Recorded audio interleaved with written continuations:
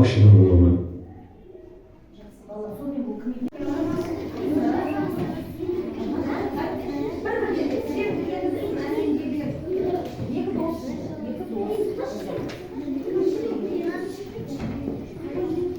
Бір-бірден айтыңдар. Даусын шығарып.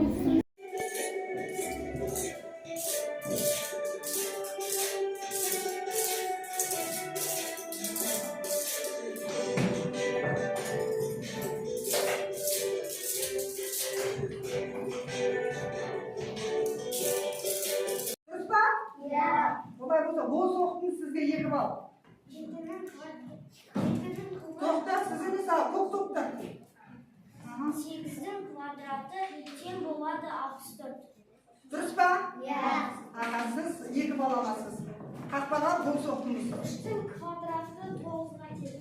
Дұрыс па балалар? Иә. Дұрыс, олай болса сіз қақпаға бос оқытыңыз. Бәріңіз жақсы болдыңыз ба? Бірінші қайсы енді балалар бол әдісі арқылы тексергіміз келіп отыр. Бірінші доп оқи қойшы. 7-ның кубы 343-ге тең. Қазір дұрыс деген допты теу керек. Мынадан көлемді түсіріп тұрсыңдар балалар. Кім көлемді түсіріп? Ал, кәні тұрасыл басыңыз. Дұрыс дейді. Сізге екі бал. Екінші кім еді? Квадраты 102. Кәні допты теуіп тексеріп көрейік. Дұрыс еді, екі бал сізге. Үшіншісін ба сен? 8-дің кубы 512-ге тең. Кәні? Дұрыс еді, екі бал сізге.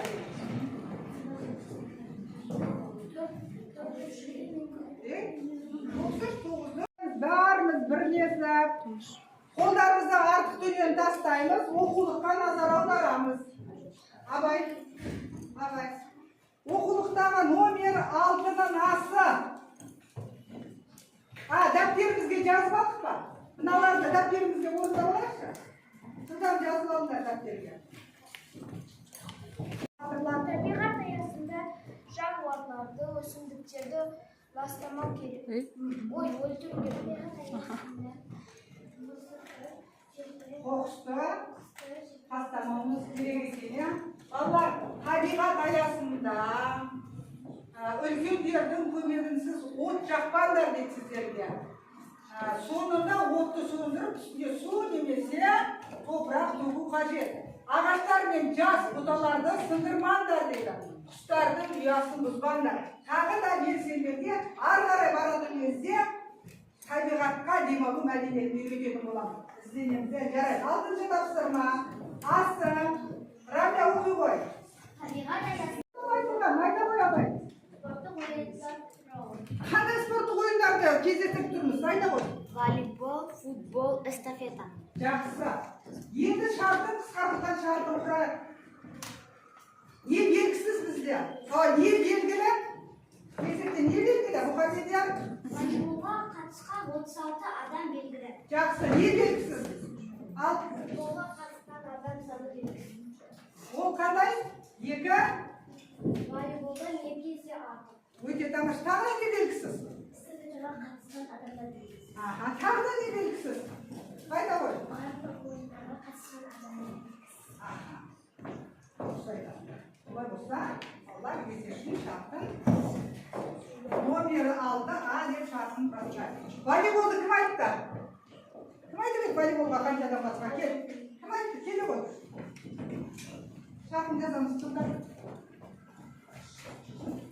Волейболға қанша адам қатысуын жазамыз. Футболды кім айтты? Келе ғой. Үлкенде ол жазамыз. Футбол қандай? Белгілі ма, белгісіз ба?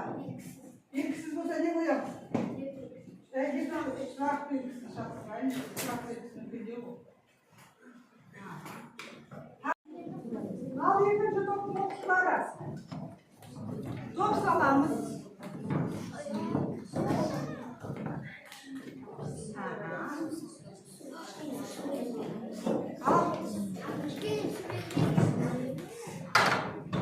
Батырлар, сізге қандай болды?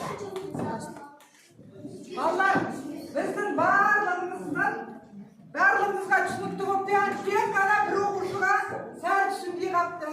Ол бізде әмір. Әмір сізге не түсініксіз болды? Айта қойшы. Не түсініксіз болды?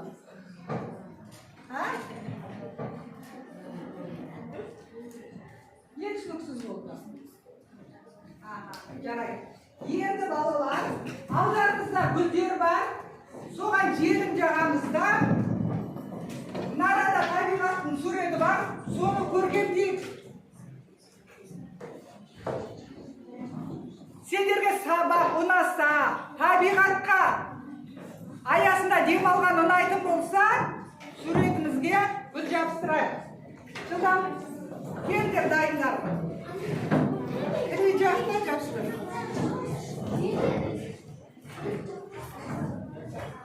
Жылдам, келдер.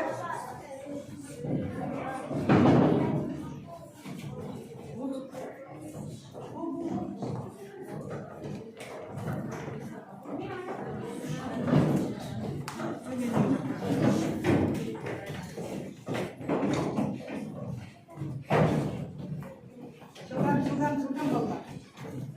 Жабыстыр болмамыз.